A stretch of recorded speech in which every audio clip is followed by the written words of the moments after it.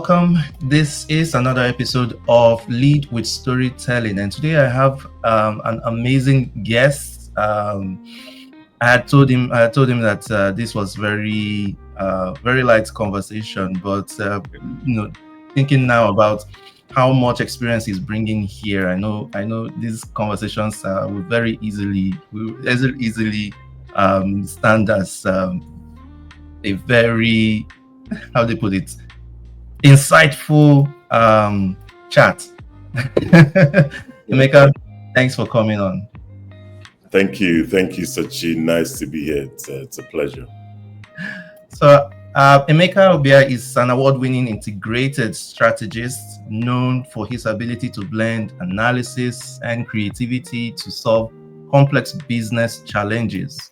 With experience across industries like FMCG, banking, healthcare, and entertainment, he has worked with top brands such as MTN, Prime Video, Spotify, Heineken, Stanbic Bank.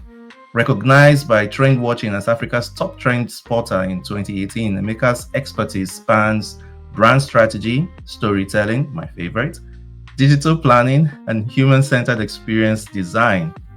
Beyond his professional work, he is passionate about mentorship and education. As a faculty member at the Pan-Atlantic University's Executive Program in Advertising, he shares industry best practices with emerging leaders. He has also mentored students globally at institutions like the Amsterdam University of Applied Sciences and the African Leadership University. Welcome to the podcast, Emeka. Thank you very much. Thank you. I'm happy to be here. I'm even more fascinated by your work at my alma mater, PAU. Nice. That's good to hear.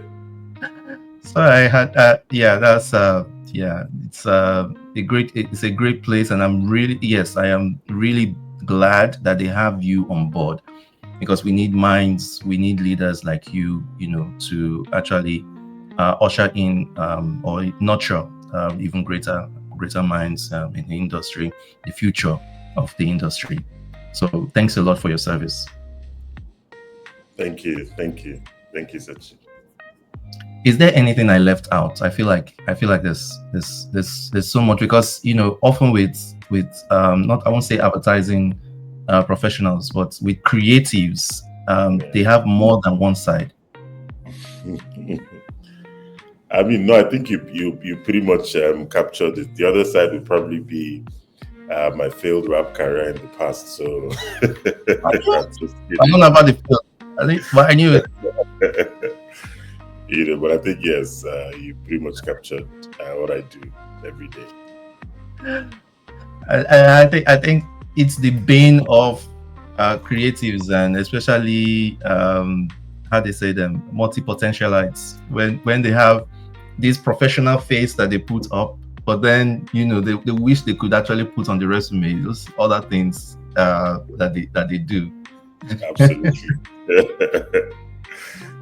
I think of people like Adora, of Lumina, and she's a great advocate of, or rather a great coach, I would say, and hopefully one day I would have her on this podcast. So please, Adora, if you ever hear this, this is an open invitation. And the kind of things that the kind of ways that she advocates for multi-potentialites to actually come as their full selves, and not be boxed in to tell just one story of themselves.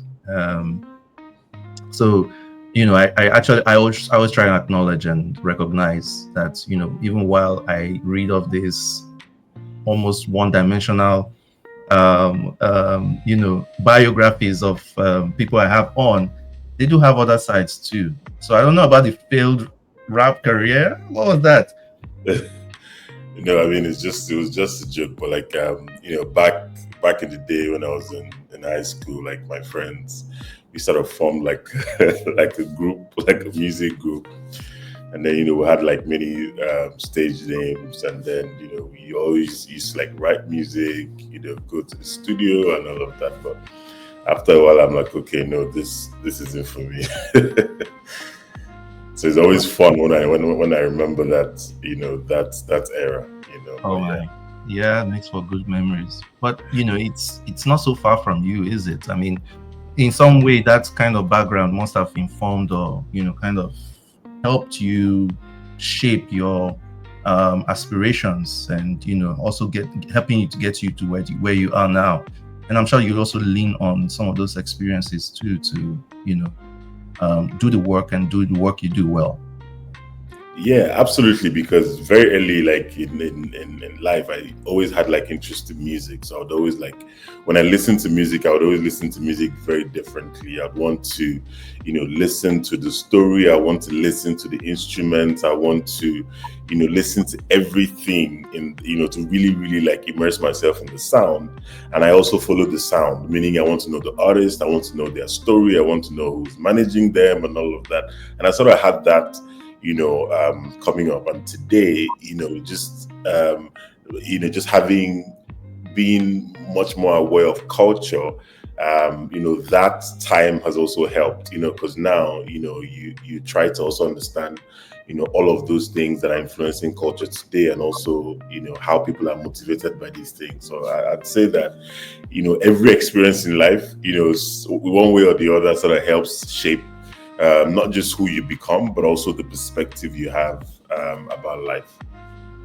That's so true. That's so true. And seeing as how far you've come professionally in your career, you've worked with so many brands, and I'm thinking by now you have some kind of philosophy about how you approach storytelling as a driver for your strategic direction, and helping brands to stand out in the competitive market. Can you give us a sense of what that philosophy about, or your approach to strategic direction is when dealing with a brand? Yeah, thanks, Ochi. I think for me, I always have never believed in one capsize fits all, right? And I always start on a clean slate, right? Whether it's a brand or it's a category or whatnot that I've worked on in the past, is always important to just start off on a clean slate, understand what the problem is, really what is this brand trying to achieve, what exactly is the problem. And sometimes in understanding that problem, you have to probe, you have to, have that conversation with the client. You have to sort of, dig deep to really say, is this really what the problem is? And is this really what you really want to achieve?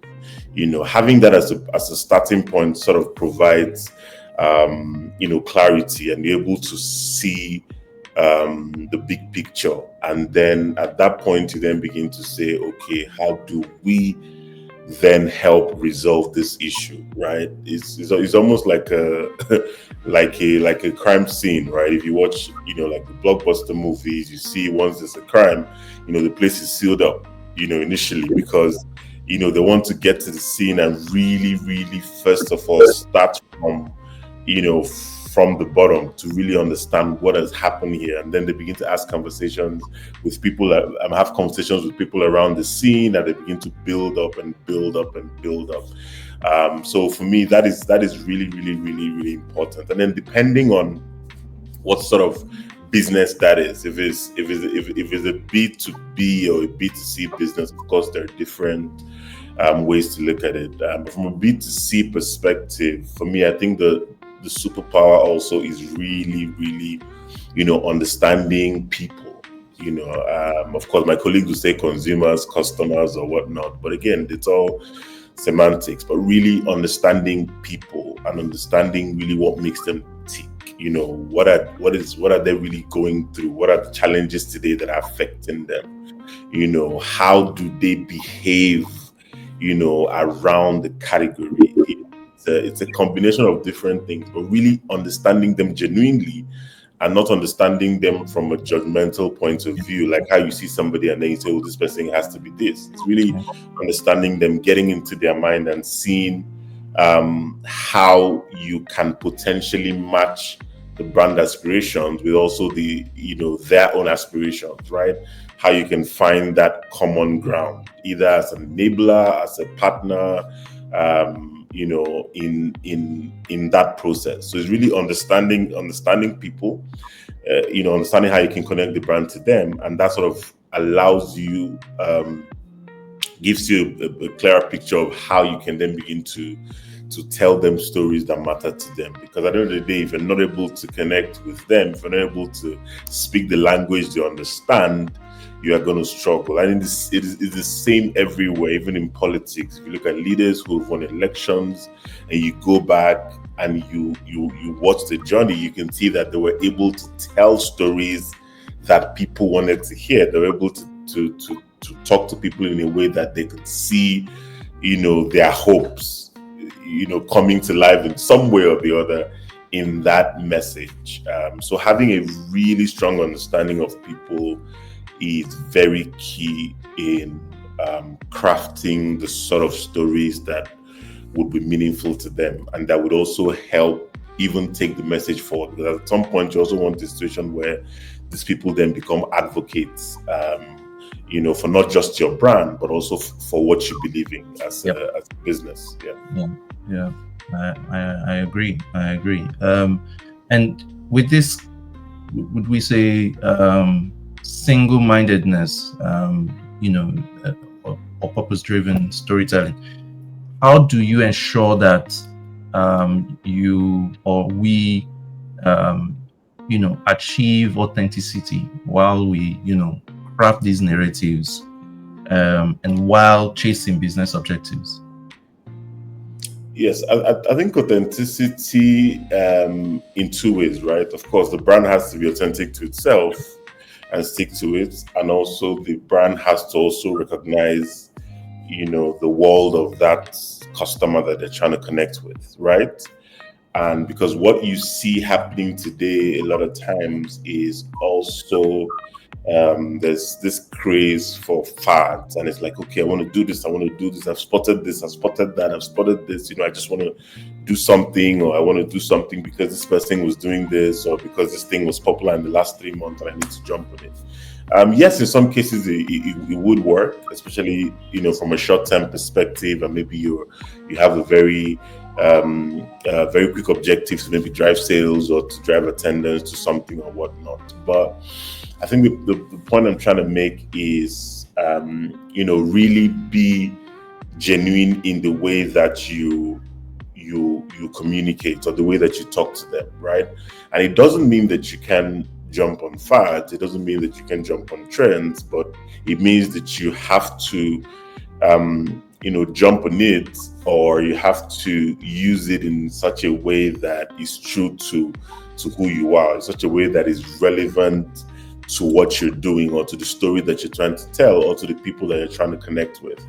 I think that sort of gives people, shapes the perception of you in the minds of people, because what you don't want to be is that brand that reminds people of that other brand, right? Or it's like, oh, they're trying to do what this brand is doing, or they're trying to replicate what this brand is replicating. If I ask you who your 5 top friends are, I'm sure by the time you mention their names, there's definitely something different about everyone that you can say quickly and say, oh, this one, he likes to do this, or this one, he's this guy who would always come through, or whatnot, right? And as a brand, that's how you need to connect with people. You need to be who you are.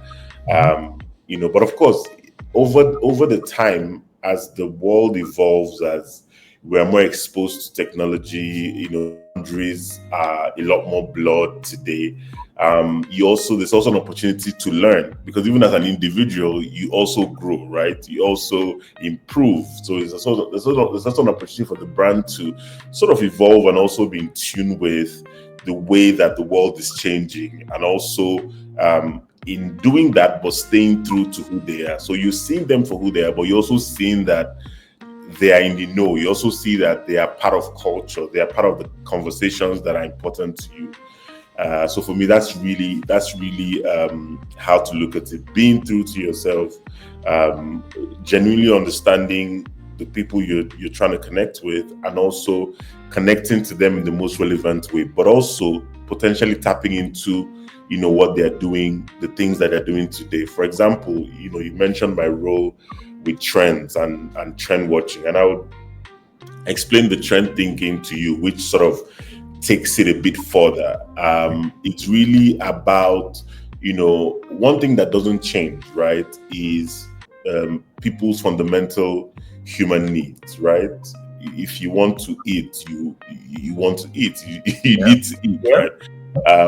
But what evolves over time is really brands and businesses serving those fundamental human needs in Mhm. new and relevant ways, right? Before, if you wanted to eat, you probably take a cab or whatnot, and go somewhere maybe a bit Trek further out over, of the trek over restaurant, hills. or trek over hills to get food, right? But today, you can, breakneck speed on your device, you're ordering food, the food is coming to you. I was watching a video, I think it was from China, and the lady was at a spot and she was just pressing some button, and then the food just appeared, and then drones are dropping the food, right? So that need hasn't changed, but what has changed is how brands are able to then serve these needs, looking at how the world has changed, and also how the expectation of that customer, of that consumer, has evolved for that category, right? So, in the trend thinking philosophy would say, don't just ask people what they want, just watch them and see what they do, and see the expectation that is creating. Because if I ask you, when you wake up in the morning, what's the first thing you do? You might say, okay, when I wake up in the morning, I kneel down, I pray to my God, I go and shower. But maybe when you wake up in the morning, what you actually do is you wake up, you go to your WhatsApp phone, you press it to your phone, go on WhatsApp, on Instagram, for about 10 minutes before you kneel down and pray, right? So it's really looking at what people are doing and seeing, what expectations is this now creating. And I would always fondly give this example with the cab hailing, right? When 15 years ago, if they had just asked you what would you want in a cab, you probably say, oh, I need the drivers to be more respectful, I need the cars to have ACs, or I need the cars to move faster, or you just come up with something, or you need the car to be able to drive on water, right? But what has happened is, these brands have watched people and how convenience, which is the fundamental human need, has become so important to them. They want to be able to do things quickly, and what they did was they were able to take that convenience in the mobility business, and they serve that need in a very different way, where it's a platform, and then with a touch of a button, the cab comes. Now, here's what happens. With that innovation, what you also observe is that the expectation also moved to other industries. Now I want my bank to serve me in the same way. Now I Same way. want my laundry to serve me in that same way. Now, somebody was talking about how they got into a flight, and they're like, oh wow, there's internet on the flight now. You can browse. People were like, oh wow, that's dope. People started going to the internet, and then all of a sudden the internet breaks down, and then the guy goes off like insane. I'm like, and the guy was like, how quickly do you think the world owes you something that you only knew existed 5 minutes ago? Yeah. So that sort of constantly, increases that expectation. Now I'm like, oh wow, now I expect to do this, now I expect to do that. And that cab that you'd have waited for 30 minutes, or you'd have called, and the guy would say, oh guy, they come, and you wait for 1 hour. Now if you see 5 minutes away, you're canceling it, and you're trying another app, or you're trying 3 apps and watching for the one to come first. So you see, the way also the trend thinking also approach also helps, because that way you're able to kind of get into their lives, get into their culture, get into what they're doing, and you're also able to connect with them in a way that is relevant to them. I think I really like, and kudos to the pioneers, because I think that methodology actually turned the industry around in terms of actually teasing very germinal, behaviors that people did not know, and be extracting those insights that enable brands to actually meet needs that clients or consumers didn't know that they had. And it's quite interesting that when you mentioned some of these references, because I remembered when we had there's this ad, the Bank PHP ad. One day cars will we run on water. I don't think we're too far from where I think we're there already, and we're even thinking way ahead, way Yeah. beyond that now. Having said that, which can you give me an example of a campaign? And I do recognize that some of these campaigns, all the output of work done by clients who use the trend watching methodology are not necessarily advertisers, or rather ad men, or copywriters and whatnot. But if you could give us an example of a campaign that you would say epitomizes or exemplifies a good use of these methodologies that sees these needs in becoming culturally relevant. Yeah, thanks. So I'd say that the trend thinking methodology is not really, a challenger in that sense. It's more a methodology that helps you look at the problem differently and also helps you in your planning and your thinking process. So it's like a supporting tool. It's not necessarily a tool that you say, oh, that's this is all I'm going to use, and independently I'm just going to go. But what it does with that awareness, with that knowledge, it helps you at your diagnosis phase, at your analysis phase. You're able to really look at it. It's like an additional lens, if you put it that way. And then you're able to just look at it differently. And over the years, it's always been something that I would always apply as a lens, because what it does, like I also said earlier, it just really helps you stay relevant to what is happening with this in the world of these people today, and that way you're part of the conversation. I remember recently, not very recently, we worked on with my team at the time. We worked on a streaming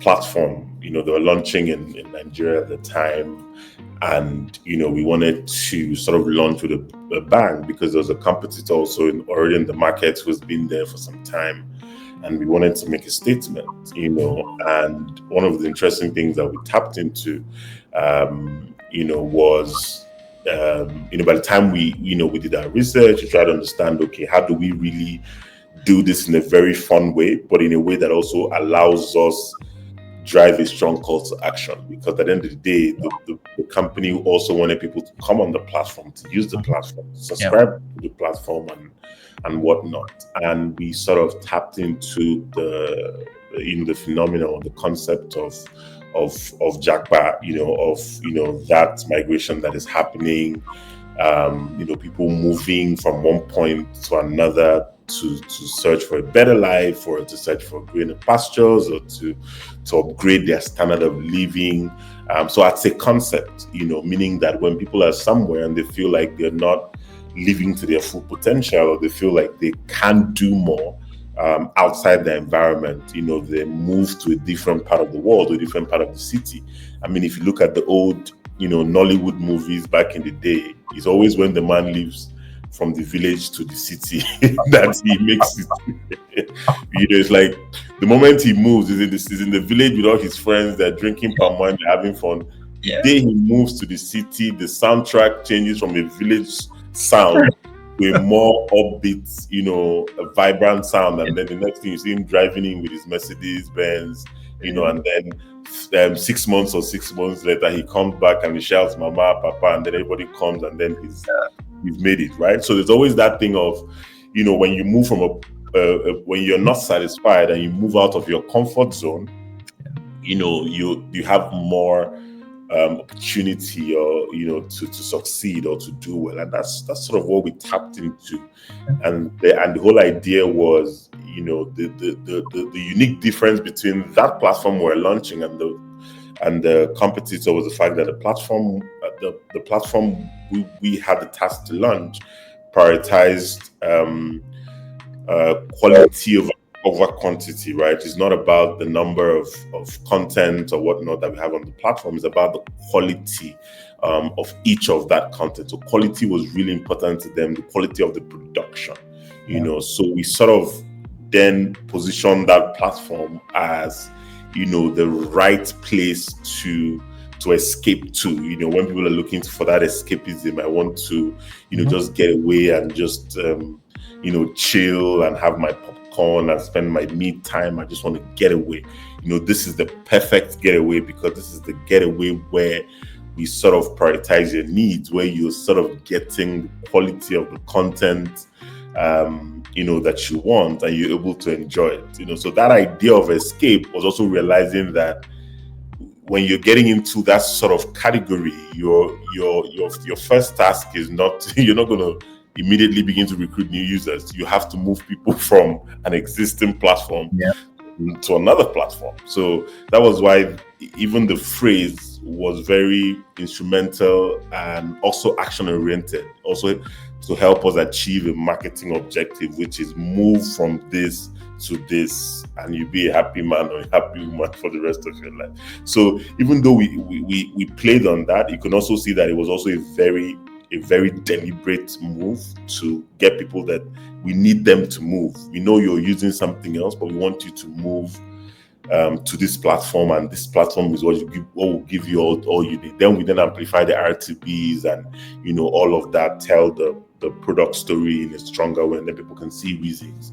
And of course, over time, we then started introducing some originals and like exclusives. And like, okay, wow, this is actually the right platform to be, because that's the only place you can find this sort of content. So that example just highlights looking around, observing what is happening, and saying what how can you take a bit of an element of culture to also tell a story that can resonate with people, and at the time it did resonate with a lot of people.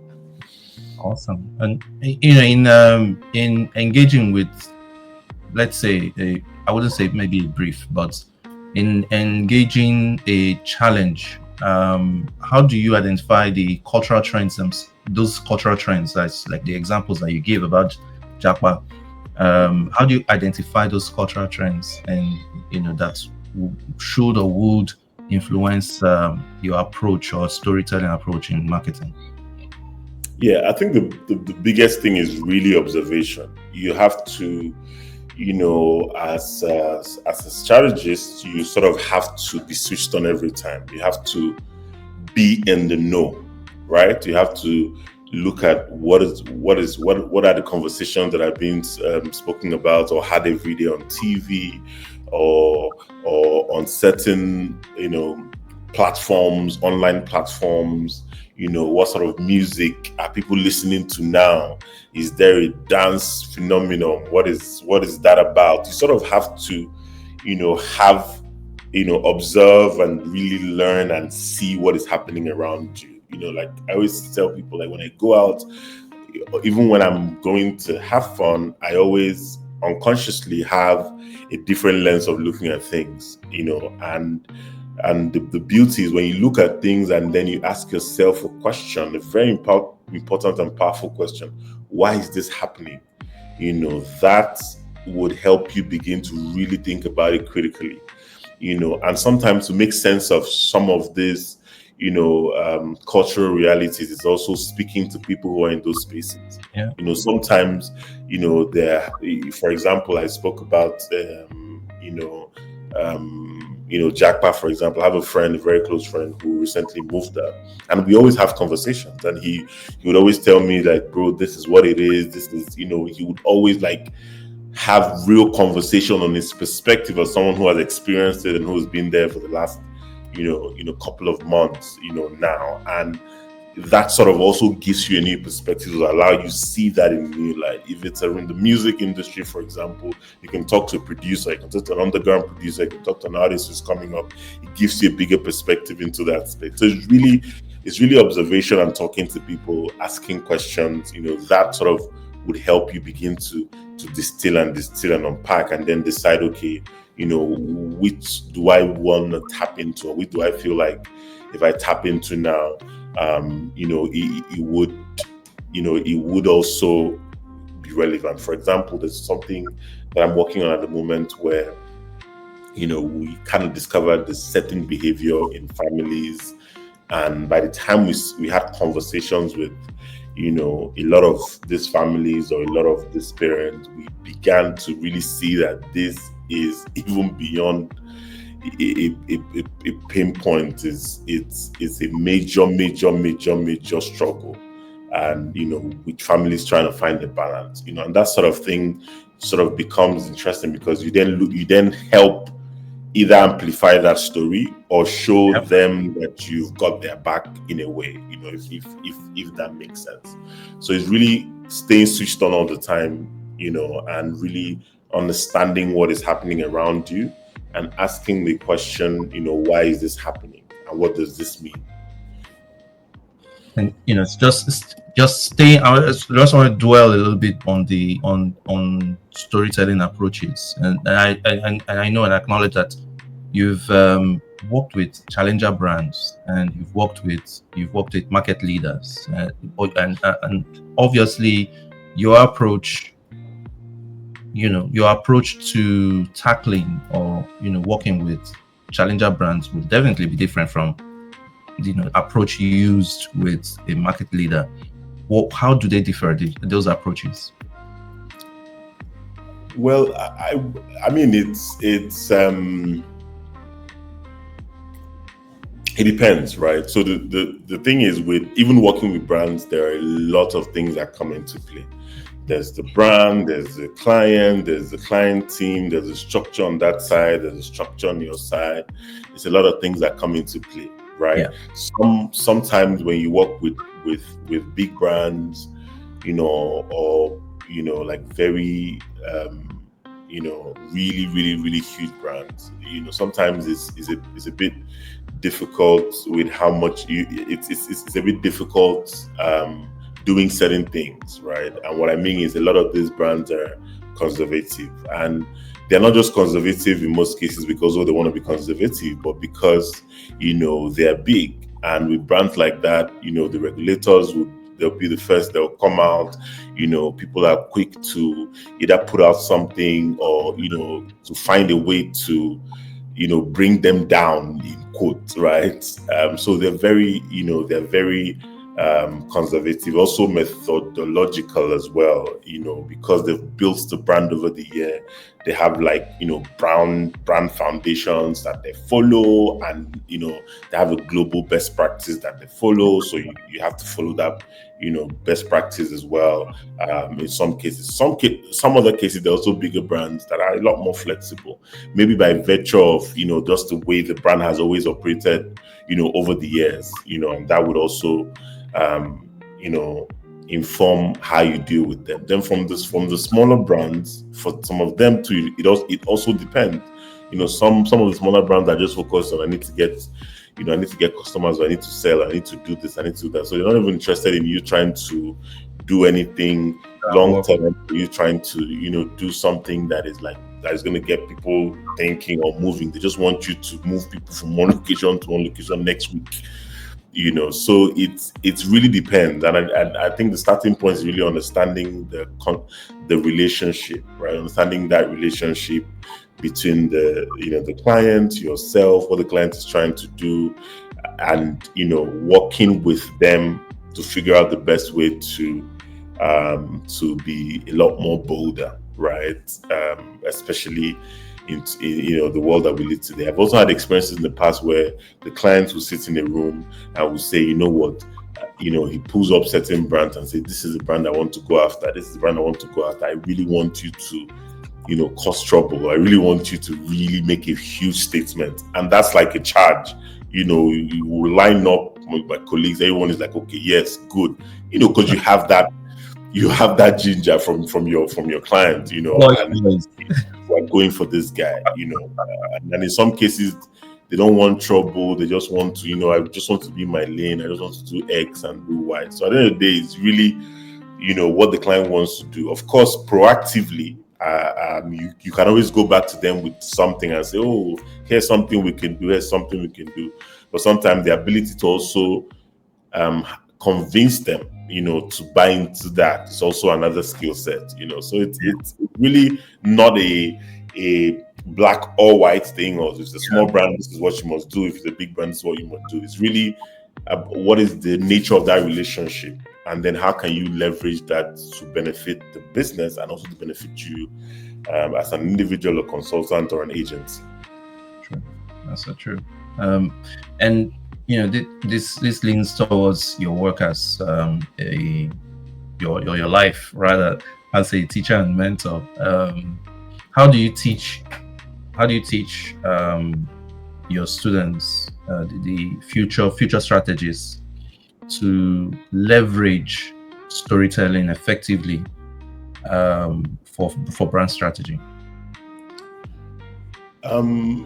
Yes. So for me, I always like to be as practical as possible. So I try to tell stories, and even the way they react to the stories, you use that as a point of reference to say why storytelling is age long, right? We've lived on stories. When you think about your parents, when you think about your grandparents, most of the memorable things you remember are the stories that they told you about a particular situation, and those stories you never forget them. Sometimes you remind, you have conversations on those stories a decade later, 2 decades later. It's right there in your head. So it's really not like you have like a box of tools and then you have to keep like screwing and unscrewing, and they're like, wow, this is now that storytelling, now let me tell it.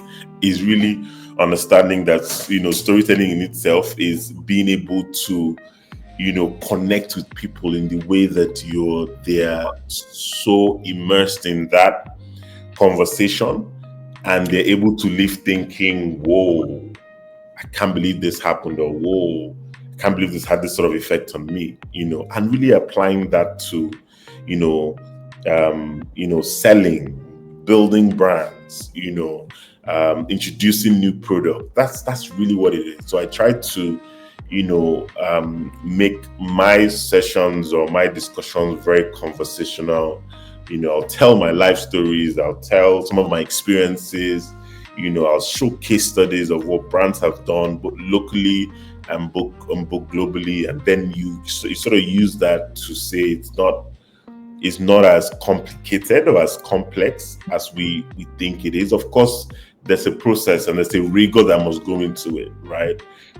But once you understand that process, once you understand that rigor, you see that it just helps you, really put 1, 2, 3, in that order. Begin to plot your ideas or your thoughts in that order. And there's no, one size fits all. For another situation, it would also be slightly different. But at least you understand the fundamentals, you understand the basics, and then you're able to then, merge that story that the brand has to tell, what the brand is promising, to the story of that young man who's saying that I'm going through a lot. I just want to relax and be taken care of. And you say, how can, I get this guy to believe that with me, he can always relax and be taken care of, in a way that he's glued to it and he's telling his friend like, yo, that place is where you need to go, even without you letting, telling them that. I mean, which is why sometimes it's not even what they say,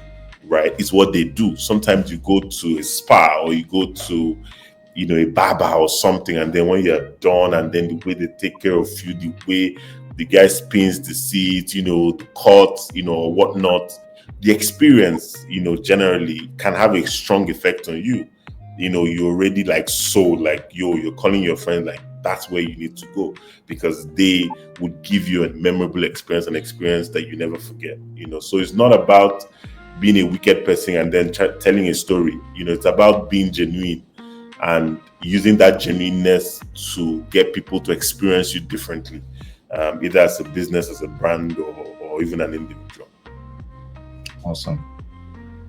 And then, the landscape is changing. I mean, we have AI now, and a lot of these emerging technologies. Well, how do you, considering that these changes, how do you see the future of storytelling in brand strategy? Yeah, so I think AI is beautiful. Artificial intelligence. I think one of the things that it has done is to really be like your side guy, your assistant, the guy who helps you in your thinking, who helps you in your ideation, who helps you in the process, right? I think it's really it complements human intelligence so well, right? Because there's human intelligence, there's AI, which is trainable, which learns, and that coming together makes you work faster, makes you work better, makes you, even think faster.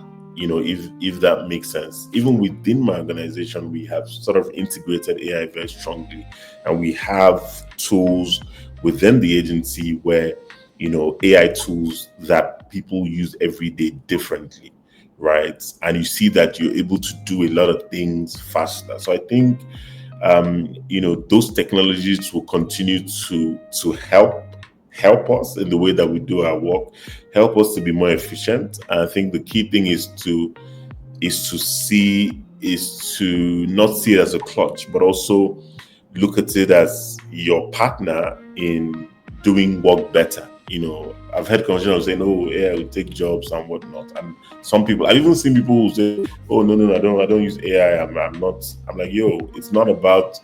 It's a technology that is there. It's there for you to use. Like somebody getting your assistant to work with you where you're swamped. I say, no, I don't need an assistant. Let me do it the way I do it." So it's also about unlearning and relearning. I think people should also embrace it, learn it, see how it is. I mean, even in universities now, if you look at a lot of executive courses now, you see a lot of artificial intelligence and marketing, artificial intelligence and this, and those are opportunities to really also understanding a lot better and understanding how you can use it as a superpower. But I think it's a great tool to use, especially within our industry, and it definitely will support storytelling and also supports the human intelligence. It doesn't replace human intelligence, but it supports and complements it really nicely. Great. Thanks, Emeka. And that's the end of the first session. We're coming into the rapid fire now. Oh, okay. Don't worry, nothing terrific. So this is very, very cozy. Okay. So, number one, if you could only listen to one music artist for the rest of your life, who would it be? One music artist for the rest of my life. One music artist for the rest of my life. That's an interesting question. Why does it have to be one though? You know what? Give me the first one. But the trick is, if you give me the first one, I'll take that as the one. But you can give me two. Okay, so I'd say there's a musician called I think it's Sawario. It's a local musician in the southeast. It's an old musician, so like his sounds is really, really good. So I always listen to them, especially when I want to kind of connect back to home. So I listen to him. So it's definitely music that a musician I would want to listen to for long. That's I think also bringing it also back again locally. I think another musician would also be Two-Face Idibia as well. I will definitely listen to him for long because of also how evergreen his music has been. So I'm really taking it from generation to generation. And then if I come to, the current crop of artists, another artist I think that I would listen to for long would be Runtown. Interesting. Okay. All right. There's no hint of your age there. No problem. Is it? No, don't worry. You didn't hint at your age at all. Don't worry. Exactly. I mean, I can even name even newer ones for you because I listen to. Why? Just to skew our findings? No, thank you. We're fine. We'll definitely look up the Sawario. Don't worry. Well played. Yes. Look him up. I'm sure you'd enjoy his music. What's the most memorable ad campaign you've ever seen that you didn't work on?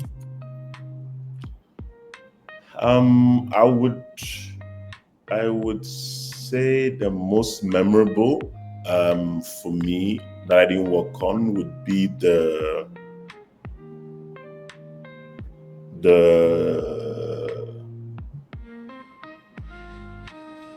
I think is the I would say is the BM.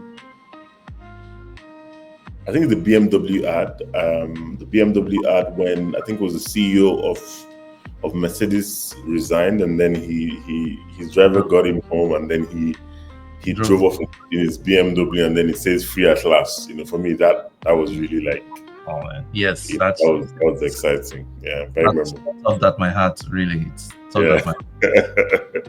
Had all manners, all shades of emotions there. Yes, and it was so short. It was such a timely ad. It was so contextual. So everybody could really connect with it at the time. So yeah, I'll say that one. Are you looking forward to retirement? Sorry? Are you looking forward to retirement? To retirement? No, I'm not. I'm not looking forward to retirement at all. I'm still full of energy, and I will keep doing it. All right. Do what I do for as long as possible. Because it's my life. It's become my life. So yeah. Spoken like a true warrior. Nice. I see what you did there. You're a sharp guy. Coffee or tea? What fuels your creativity? Coffee. Okay. I'm on the brink now. I'm about to leave coffee for tea, but yeah. It's coffee any day. If you could swap careers with anyone for a day, who would it be? If I could what? If you could swap careers. Okay. With anyone for a day, who would it be? Oh, with anyone. If I could swap careers with anyone for a day, it would be Elon Musk. Wow. Okay. I'm sure he can grant that to you. I need to understand how his mind works, so definitely for sure. What's one book you think everyone in marketing should read? I think The Tipping Point. It's really, really a great book that I think, if you're in marketing, if you're just starting off, it's always a great read. You can always go back to read it after 2-3 years. Nice. It's good to know it's still relevant. That's great. Emeka, thank you so much for your time. You've been immensely insightful. This has been a very meaningful conversation. I really enjoyed it, and I'm sure anyone else who heard you will attest to that. Thanks for your time. Thank you so much. Thank you for having me. Thank you for inviting me, and wishing you all the best, my friend. Thanks, man.